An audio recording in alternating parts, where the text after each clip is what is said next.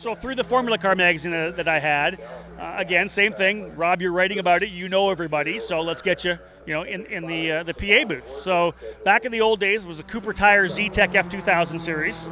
John Betos was running it, and you know what? I want you to be my announcer. Come to all the races, so they paid for me to come down. You took care of my expenses, and I announced these races. Now, I had done a lot of karting stuff, so I knew some of the kids, and at that point, I had done probably 5 or 6 years of karting announcing. So I was getting decently proficient at it.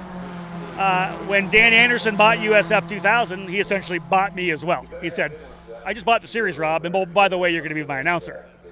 Done. I've had so much respect for Dan forever, Dan and Michelle. And then, of course, he bought Pro Mazda. And I get this phone call, Rob, I bought Pro Mazda. Oh, and you're the announcer for that now, too. Oh, all right. And the same thing happened with Indy Lights. It was, I'm taking over the Indy Lights, and I want you to be part of the broadcast team. And I ended up being on pit lane as a Indycar Radio pit reporter, which was, again, for a kid from Cambridge who used to talk into a tape recorder, to be with a guy like, Paul Page and Mark Janes and that crew, it's still surreal.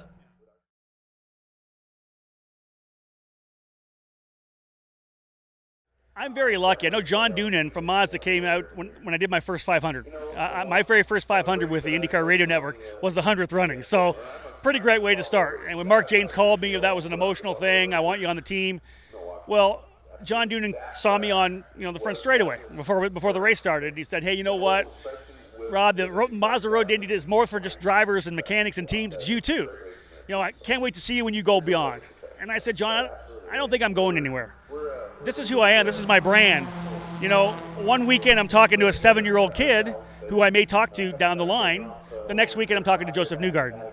And I like that. I like where I am right now. People have said, hey, I'd love to see you on TV. Nobody's knocking on my door. I'm 49 years old, so I'm not sure if I'm TV ready.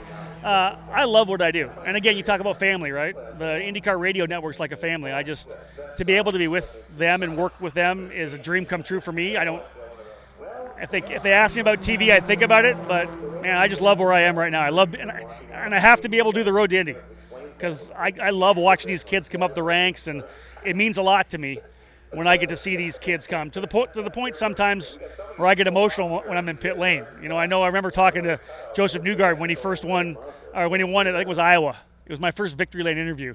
And I almost had to wear my sunglasses because I'm choked up talking to him because I followed him since karting. So it's an emotional thing for me.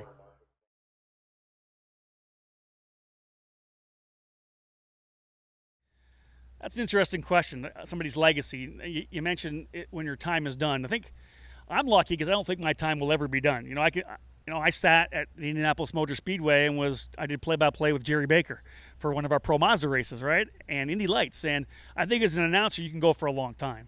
So will it be over? Maybe I'll die the day after I stop announcing. I don't know. But legacy-wise, I think I want people to know that I believed in the sport.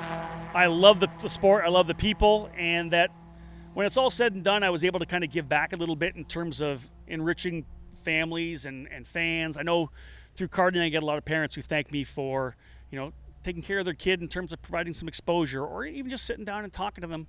I've got 25 years of experience now, so I get a chance to talk to a lot of parents about karting, the beauty of it, and if they're making the move to cars, maybe some of the pitfalls they need to watch out for. I want to be an educator, and I want to be someone who maybe chronicled the sport.